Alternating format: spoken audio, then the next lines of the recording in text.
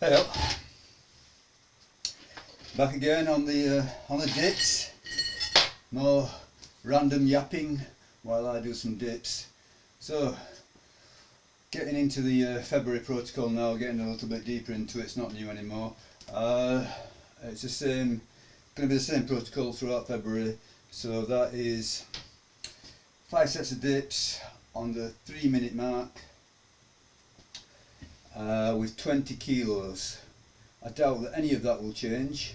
I don't think that I'm going to get more than 10 reps at any point, so I won't need to put up the weight. So yeah, that's going to be ongoing through February. What I've actually decided, just to be an awkward sod really, yeah, is that I'm going to actually do the I'm going to train on weights 6 days a week. So push pull legs, and on the 7th day it's going to be punch bag for a bit of cardio just to keep it going a little bit. I'm not at all saying that this is ideal or it's something that should be done long term. I think that, you know, for a natural lifter in their, you know, in their late 50s, you know, now I was 58 yesterday. I'm a newly minted 58er. Yeah, I got over the trauma. I would say that for a natural lifter in their late 50s, you know, you've got to be a little bit wary about overtraining. You know, you can't push it too far, but I think more or less, you know, the body's going to tell you if you're overtraining, and it's so obvious. It's so obvious in my mind, at least. It's so obvious. Is something obviously progressing? Are the reps or the load or just something that you can, something tangible that, you know, no doubt about it, you can put your finger on it and say, yeah, I mean, this is indicating that I'm making progress. And if that's happening, you know, I'm not going to worry about overtraining. As if I'm getting better performance wise, I'm thinking, yeah, all is well with the world. You know, some people make all sorts of convoluted arguments about, you know, if you do more than sort of like 3 sets a week or whatever, you know, you're cutting into your recovery ability. You know, recovery from what? 3 sets a week? Yeah. Yeah. Believe what you want. Believe what you want. Do what you want. You know, in my mind, people take it to extremes. Of, you know, I'm going to train once a week, or I'm going to train, you know, one set once per week or whatever. Yeah, they just don't want to do it. They don't want to be in the gym. Okay, maybe they like the effect, but the actual process is something that they dislike intensely. You know, for them it's some sort of agonising slavery. But I think for, you know, for most people who stick with the gym, it's something that they actually enjoy. Yeah, I mean there is a sort of a pain involved. There is a sort of discomfort involved, for sure. But also there's a lot of mental clarity. There's a lot of mental stimulation that comes with it. So I think that, you know, this is in some ways I regard it as good pain, because it's a pain that your mind reacts to positively. I do believe that the body is recognising that this is good for you, and in a way it encourages you to do it. I keep coming back. Lots of us keep coming back. Are we in misery? Is it such an awful process? Is it really, is it killing us apart? You know, obviously, yeah, it is. You know, there's a moment in time. You get to the end of a set of squats or deadlifts or whatever that you're doing. Yeah, you get to the end of a hard set. For that, you know, for that few seconds, it is literally killing you. You know, you can't sustain it anymore. You can't do it anymore. But almost, you know, within a few seconds, you bounce back. You know, it's not the great dramatic horrible thing that some people think it is.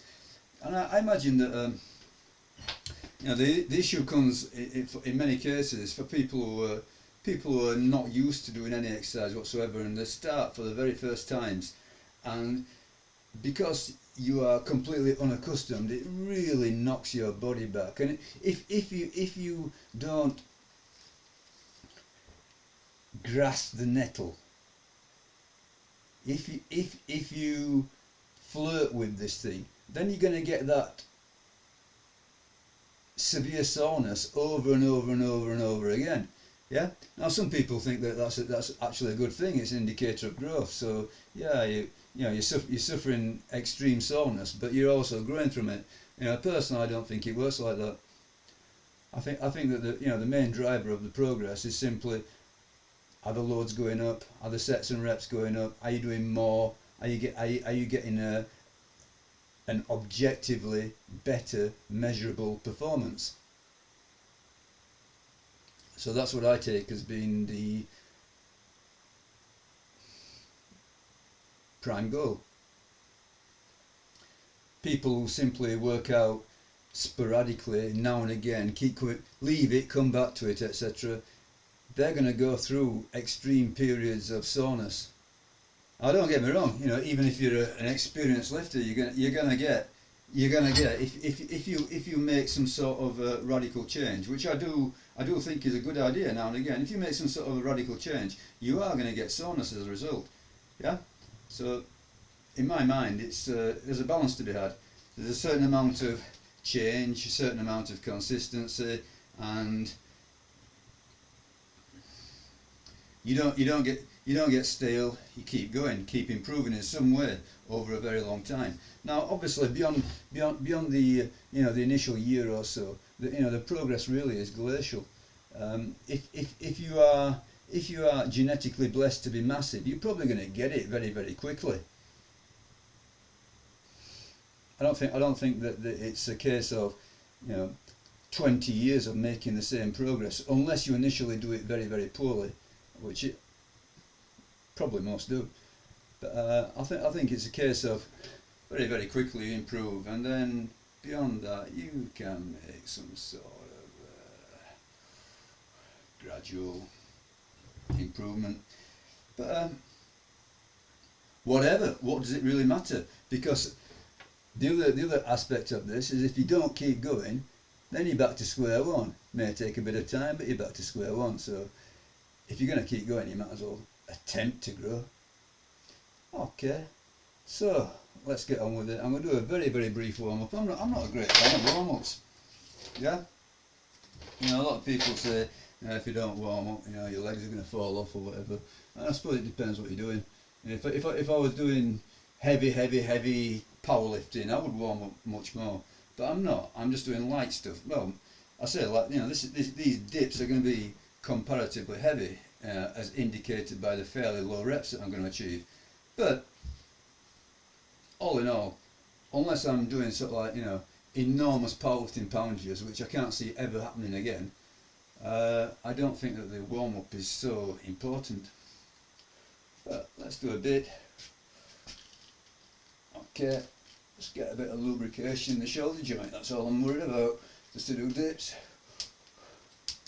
Activate the chest somewhat.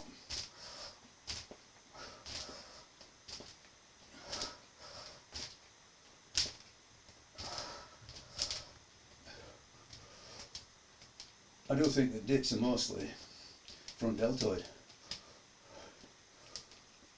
But there's quite a bit of shoulder, bit of chest. I wouldn't say there's a lot of tricep involvement. Most people see them as, well, I think a lot of people see them as a tricep exercise, but I don't. So when I've done with the dips here, which you're not going to see, I will be working all the involved muscles using a EMOM every minute on the minute. So 1 set per minute, 10 sets EMOM. So there'll be various things. I'll do a bit of press behind neck, tricep extensions, lateral raises, and I'll finish with a bit of bench pressing. Okay, I like to do the bench pressing at the end after I've done everything else. So basically you're just finishing off what you started. Thus avoiding doing huge heavy weights on the bench press. I'm not a great fan anymore of heavy bench presses. Probably because I spent so much time doing them, so I've been there, seen that. I got to about 150 kilos. 100, I think I did a poor rep at 160. I wasn't sure if I got it or not. You know, I was helped. I definitely did a 150 though. In competition, I did a 147.5. That was for sure. So I got that recorded. But yeah, I think that, you know, heavy bench pressing. It's a shoulder wrecker, and I definitely felt a lot of shoulder pain after a while. Just transient though. Don't last.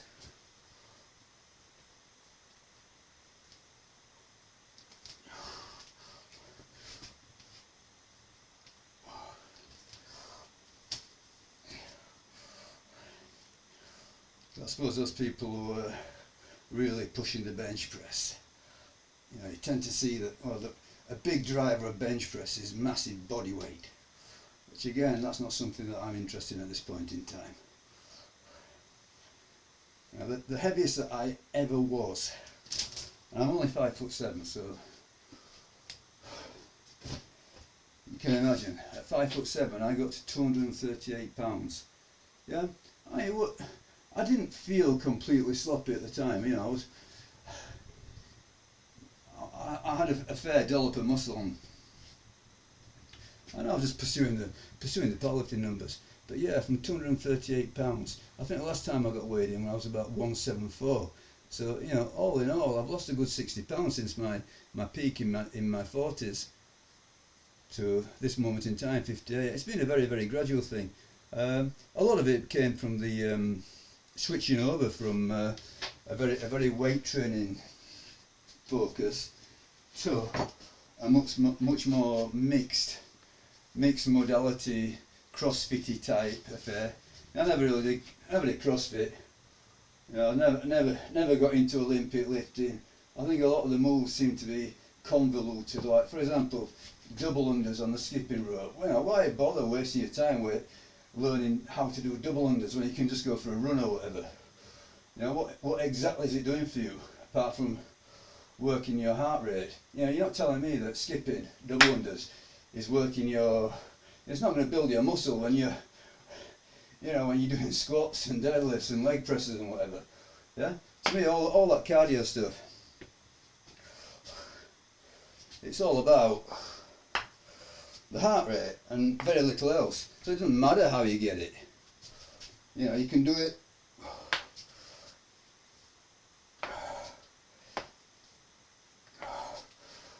You can do it running, which I don't advise. I think that, you know, now I'm older, I'm thinking that, you know, running is a very poor choice. You know, mainly because of the impact, especially on the lower extremities. You know, anything, you know, for me in my experience, you know, knee down. You know, it's just too much impact at this very moment in time, and I've still got the residues of Achilles tendon pain, which you know, came from running, pushing the running again. Don't get me wrong. I think there is something special about running. I enjoy it. I love it. I love running. I really do. But running doesn't love me. And I think the older that I get, you know, the less that it loves me. Yeah. So, you know, every now and again, I'll sprinkle it back in, and, you know, fool that I am, I'll push it too far. Something hurts, and I've got to back off again, and you're starting again. But modes like the bike, the rowing machine, the punch bag, I find that I can do those indefinitely with very little problem. And, you know, at the end of the day, you can get a lot of cardio if you do your weight training in a certain way. If you do EMOM and you do plenty of reps, you're going to get a huge cardio effect. So, you know, I'm a little bit skeptical about the people who say that you need dedicated cardio. Well, okay, you do need dedicated cardio, but it can be achieved through so many ways, and I think you can achieve it with the weights if you use the weights in a certain way.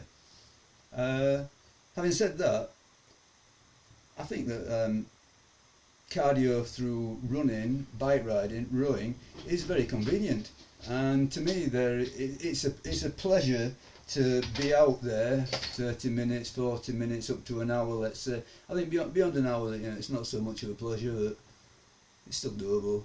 But yeah, be out, especially running and on the bike. The rowing machine I find very, I don't know, mentally challenging. It's very very artificial if you in a certain sense. You don't move. You're doing the same repeated action. It's very uniform. But where I think the rowing machine shines is for doing sort of like dedicated interval work. Do 1 kilometre fast. Have a rest, do another kilometre, do a few hundred metres, do a minute on, minute off, that sort of thing.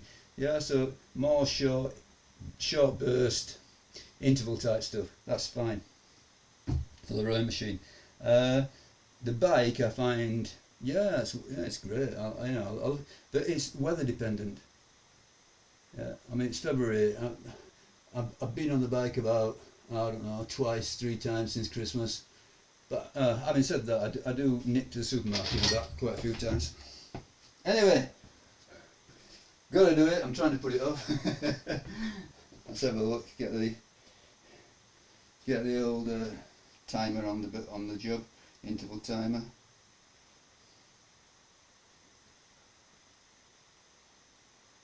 Okay.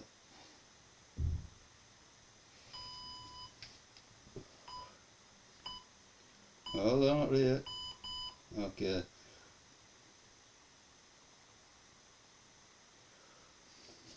Have to get the weights on.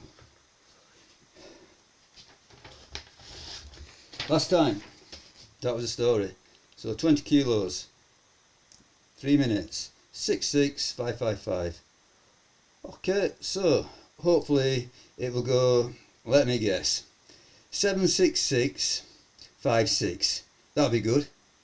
Yeah, 76656. That's a good guess. What the reality will be, we're going to see.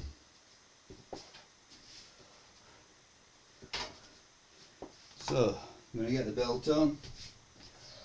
The weight belt. Oh, one rep just to acclimatise, just to stretch out a little bit.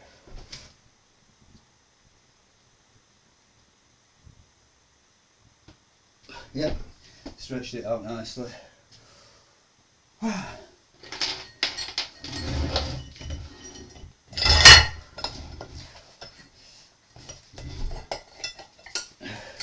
Can you see 20 kilos? That's a 15. And there's a 5 on the back. Hopefully that computes. Take my word, it's 20. Why would I lie? Why would I lie? Oh, same as everybody else in this world, to make money.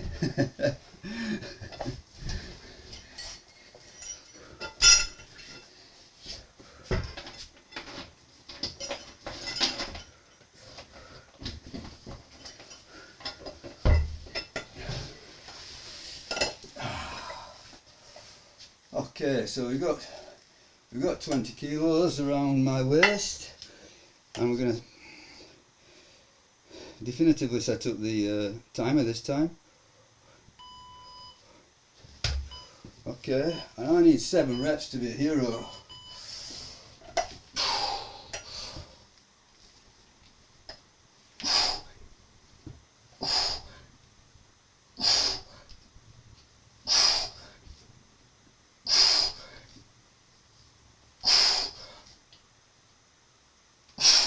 Seven, nice. Okay, so that's a progression. 7.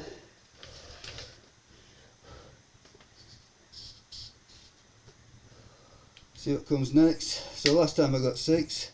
Don't know if I get 7 again. Could be 6, could be 7. Yeah. I mean, I suppose one question that's an interesting question is, why bother with all this YouTube stuff?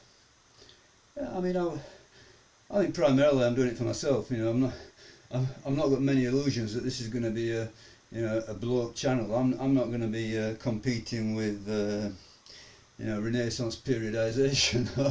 I don't know what are the other big ones. I've got no idea. But I do know that some of the lifting channels, some of the, you know, the bodybuilding channels, you know, they get enormous traffic.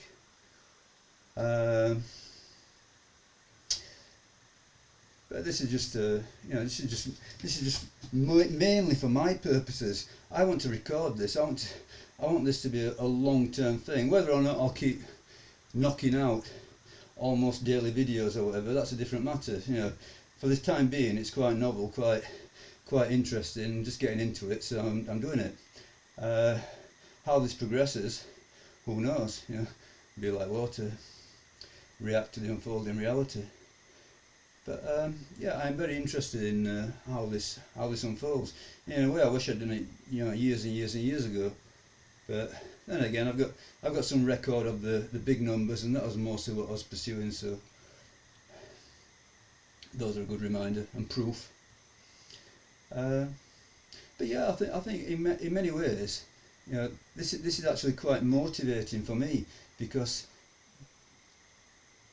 I am putting out there my actual performances, and you know, I don't want, you know, the small fraction of the world that sees this, you know, probably most of the people that I know, or I don't know, I've got some sort of contact with, I don't want them to see me, you know, doing something pathetic. I want them to see me beating the numbers and making progress, etc, etc, etc. So it's quite motivating to put this out. So it puts a bit of a burden on you to perform.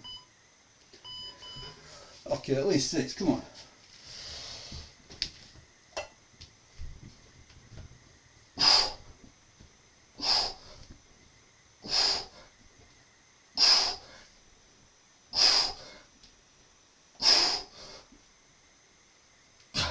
Seven. Oh, winner, winner, chicken dinner.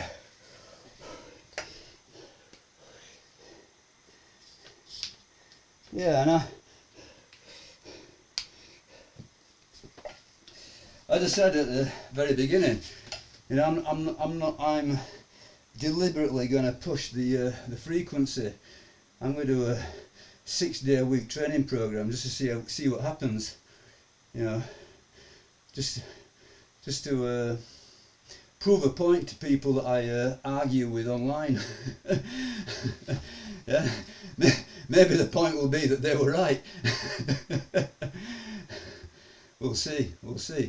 But yeah, I mean, okay, 6 days a week, but it's only a frequency per muscle group of twice per week. I think that is very doable. You know, I definitively do not think that once a week is the be-all end-all.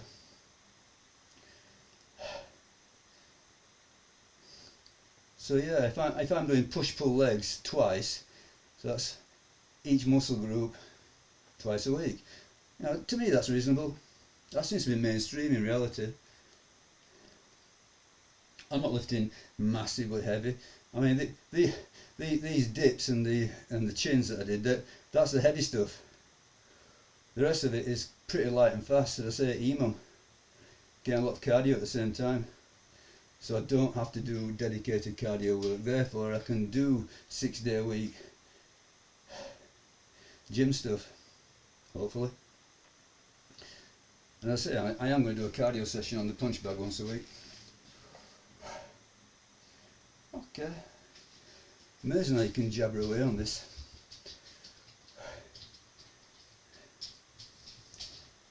Yeah. 40 seconds remaining.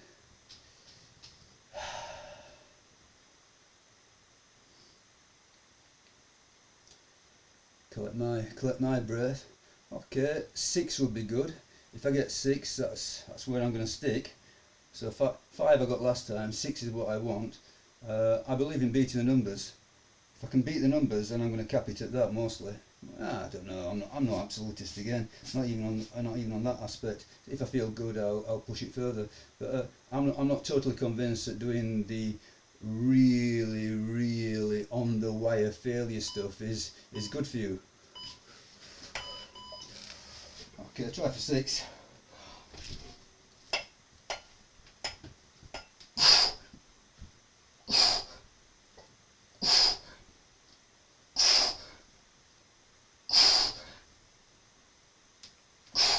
Yeah, hey, 6 it is.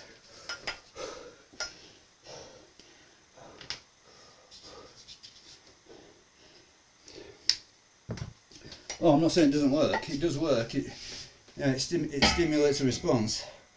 But I think it's almost like you can buy a sandwich for 50 pence or $1 or whatever your experience is in your part of the world. You can buy a sandwich for 50 pence, or you can buy a sandwich for £1.50. You get the same sandwich. In one case you got it cheap, in the other case it costs you a lot. And I think that extreme failure and beyond stuff, where you're really killing yourself all the time, is like paying more for the same sandwich. But don't get me wrong,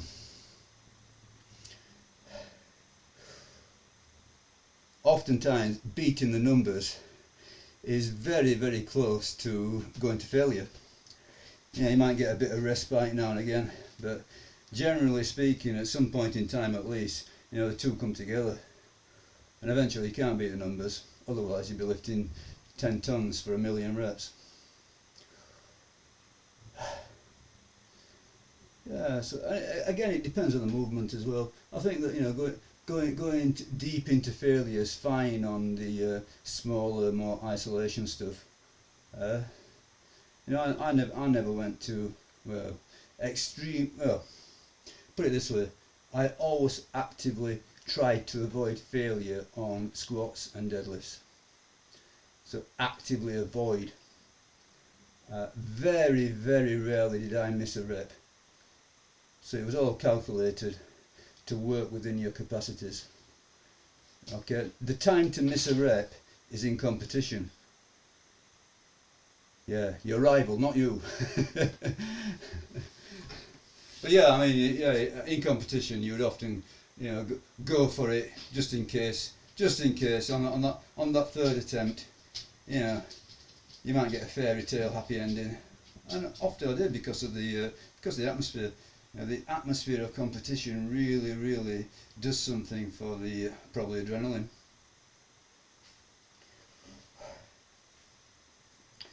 And I always found that if you treated it as a performance with an audience, the result was better. Okay, 5 or 6.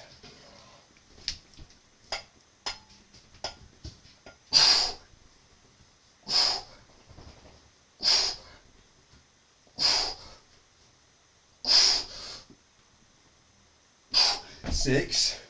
Superb. Good result today.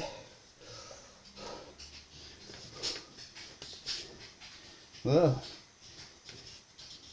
there you go, scientific proof that birthdays are good for you. Indisputable. You've just seen it.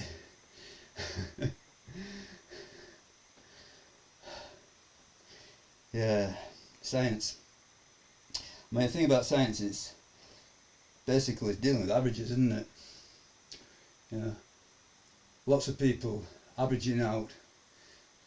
You get all sorts of outliers. So even though on average something does not work, for the outlier it does work, and on average it does work, for the outlier it doesn't work. So I think that there is no downplaying the individual aspect here, the individual genetics, the individual circumstance of life. So everything else in your life has an impact. Are you getting huge amounts of stress that you can't deal with? Have you got huge money problems? What's your mindset? Are you happy? Are you unhappy? How's it going in your life? Are you sleeping well? Are you not? Okay. I think all those factors can make or break you, regardless of the protocol or the reps and the sets and the timing of all this. the out of the gym factors can make or break you, and obviously that applies to nutrition.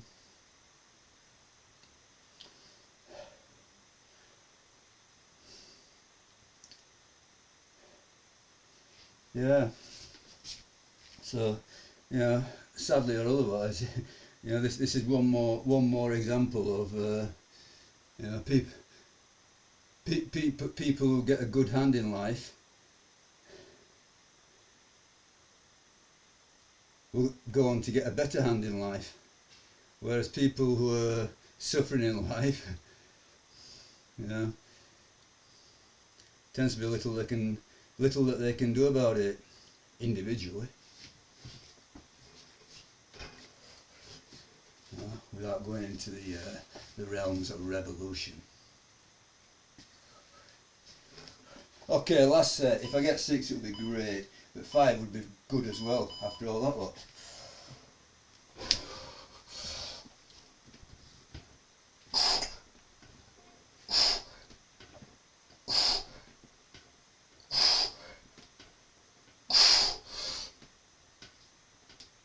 Six.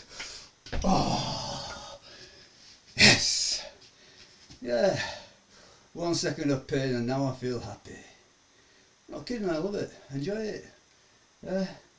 Voluntary slavery, I don't know, call it what you want. To me it's a positive aspect of my life. That's my story and I'm sticking with it. So, thank you very much. Goodbye, comrades.